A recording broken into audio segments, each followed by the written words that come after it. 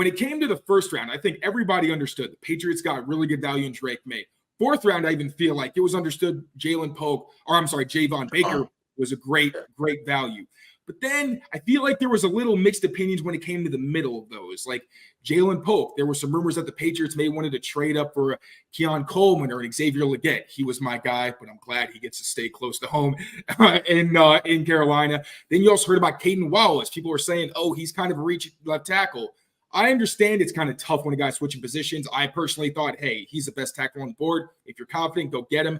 And then Layden Robinson. Now, I did hear that maybe they were connected to a receiver at that point and then got jumped, obviously, by the Broncos. They took Troy Franklin, but I think it was for the best because I loved Javon Baker. I'm all for it. But what were you hearing about kind of that middle part of the draft for the Patriots? Did it sound like maybe the initial plans they had were thwarted by the efforts of some other teams? And did they truly get their guys? Or like some people are kind of speculating that maybe they had some panic picks. That's not what I think, but I'm just opening the floor. Yeah, I'll start with 34 because you kind of hit it on the nail there. It's funny. I reported a little bit of this before, but they tried to get into the back of that first round. They were trying. They made calls for a few different picks, and they thought they had something at 32 with the Bills. The Bills had just traded back with the Chiefs from 28 to 32, and they wanted to get to 32. And they had Xavier Legette and Keon Coleman graded pretty similarly on their board. I don't know exactly which one they would have taken if they got in 32, but those were their top two receivers on the board at that time, Keon Coleman and Xavier Legette. They wanted to get to 32. They knew the Panthers were very highly interested in Legette, and so they wanted to get there to get ahead of them so they can get their choice. And I guess my guess, like I said, I don't know for sure, but my guess is they would have taken Legette at 32, and they would have taken Coleman if for some reason he wasn't there. You know, draft happens. And a little backstory here, because like, the draft is funny, and this happens all the time. Like, you're just hearing a little bit of insight just kind of because I learned it. So don't take this as a slight against the Patriots. It happens to every team. They called up to the Bills, division rival. Let's keep it 100. It's not, you're not necessarily trying to help out your division rivals. I talked to someone with the Patriots who felt a little jaded because they thought that they had a sort of on paper or close to agreement with the Bills, and they believe that agreement was kind of shopped to the Panthers because the Panthers have a relationship with Dan Morgan, Brandon Beane. They have that bond, and it's honestly a lower drop for the Bills. They're not helping their division rival. So I get it. They're not helping their division rival, and they get to drop one spot and still get some value. So the Bills, who also needed a receiver, may have had their eyes on both of those same receivers and said, hey, we don't care, we'll get more value, and they traded back. But ultimately, they ended up not getting up there, being able to move, and so their top two, Coleman and Legette, both got picked there. And so you hear all the time, hey, we got the guy we wanted. He was going to be our pick no matter what. That wasn't the case here. The Patriots would have loved to have Keon Coleman or Xavier Legette. It did not work that way. Elliott Wolf did not panic there. Like, the easy pick would have been saying, okay, who's the next receiver on our board, which was Jalen Polk for them. Let's just go ahead, take him and keep it moving. For them, they ended up trading back 3 picks, getting that upgrade to the 4th round pick, and they ended up using that to get Javon Baker. And so it ended up being a little bit of a double dip. And so, you know, there's a little bit more pick scenarios coming in it, but I think if you're a Patriots fan and you want to look at the positive, if you were a Xavier Legette fan like you, or if you're a Keon Coleman fan and you're like sad about that, or you're kind of lukewarm on Jalen Polk, look at it this way. They essentially double dipped getting Jalen Polk and Javon Baker for what it would have cost to get an Xavier Legette or a Keon Coleman. And so as you track this for the years to come, it's going to be Jalen Polk and Javon Baker versus one of those two receivers. Is the combined effort of those two players more valuable for that? Testing my skills on Prize Picks this season is the most exciting way to play daily fantasy sports. If you have the skills, you can turn $10 into $1,000 with just a few taps. Use the code CLNS for the first deposit match up to $100. Pick more, pick less. It's that easy. Now, as you get into the middle rounds, as you mentioned, they definitely were prioritizing offensive line. I think the fact that Baker was still available as a second receiver was like a pleasant surprise for them. I think they would have liked to get a second receiver, but after they took Polk, the priority was offensive line. And if you remember, I think the back end of the second round, there was a little bit of a run on tackles. I think the kid from BYU went. I think there was another kid that went at the bottom of that round. I think either to KC. I think KC got one, and then there was another team that got one. And there was another team that got one in the top of the third round.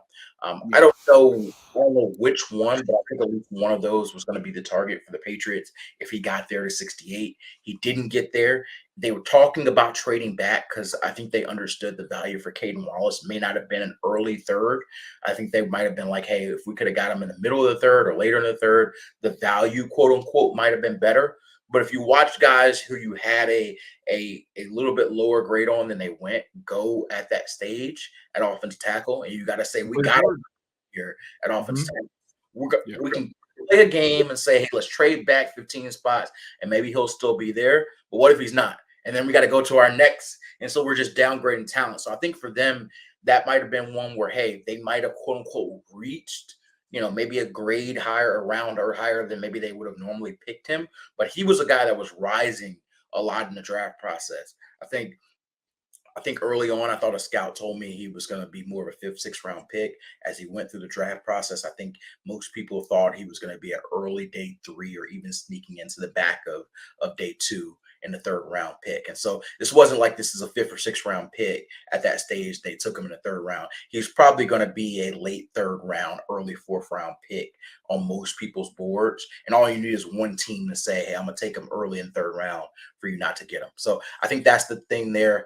Same thing with Layden Robinson. I think that's another player where he might have been able to get him a half a round, maybe a round later. But I think they just thought the value there for getting an offensive lineman was too good for them, or the fact they can get an offensive lineman they like was too good to kind of play that game and pass back. Like the theme of playing the game and trading back, I think, was a common theme for the Patriots. I mentioned in an article, Gerard Mayo had even said it there when it came to Drake May. He was like, I don't want to play this game where we just trade back 3 picks just to get more picks, but we miss our player, right? And so I think the big thought there was, if we like a guy, although we want more picks, and they did get more picks in the one trade back, we got to get core guys. We need talent. We need talent. Like, yes, we need bodies, but we also need talent. And if the difference is, hey, 2 C players versus a B player, we're going to take the B player most times. It didn't work for the first trade up into the 1st round because they were trying to do that and say, hey, we're going to sacrifice a pick to get a guy we think is just a hint better than what we see in Polk. But they pivoted and did the 2-for-1 route there. The rest of the draft, I think we saw them say, hey, if we like a guy, we're going to take them. And maybe it's a reach, but I think we like the player. And so I think that's what happened with the 2 offensive linemen there.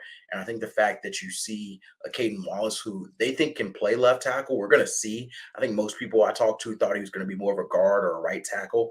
But, you look at a team that's going to be playing a lot more outside zone. You don't need your offensive lineman to be this big burly dude. You need them to be able to move, and Caden Wallace can move. What you detailed is why it's so tough to really analyze and grade these drafts, because you really don't know. Even when it's reported, it adds context, but you don't know. Like, the Patriots got criticized. They weren't being aggressive enough. Well, they were being aggressive. They tried to get a guy. Then it didn't work out. And then there's also the fact that sometimes you do have to play the game. And if you like a guy, you have to stay put. And you can get the criticism from all us outsiders and say, oh, you could have got him, like you said, a half round later. Well, if he's not there, what if he's not? Right. Right. And you're going to go to the press conference and be like, well, I know why y'all keep trading back? Why did y'all keep? Well, we thought a guy was going to be there. He wasn't there. And then our next guy wasn't there. And all of a sudden you got all these 5th or 6th round picks in a draft where, honestly, it's not a great draft to have a bunch of 5th or 6th round picks. I talked to a lot of teams, and I think it was reported a lot publicly on the draft broadcast too, because 58 underclassmen, usually that number is closer to 150. A lot of NIL guys came back to school, and so you're losing a round or 2 of draft talent. And so a lot of the guys that won the 6th or 7th round were probably going to be UDFAs if it was a normal draft class. And so I think somewhere around the end of the 4th round, early portions of 5th round, you saw a huge drop off in talent. And so I think really that's where you saw teams say, okay, it's not worth trading back at some point. Or if we're going to trade back at this stage, we're just going to get next year's picks instead of just getting more picks in 2024.